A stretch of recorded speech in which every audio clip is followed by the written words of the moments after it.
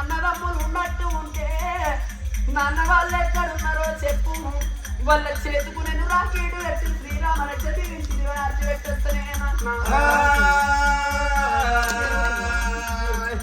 నా బిడ్డ అన్న మాటలకే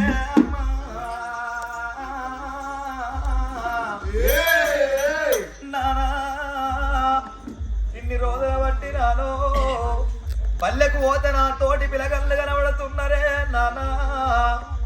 ఈ గుడిసె కాడికొస్తే నానా నువ్వు ఒక్కనవే కనబడుతున్నవే నానో.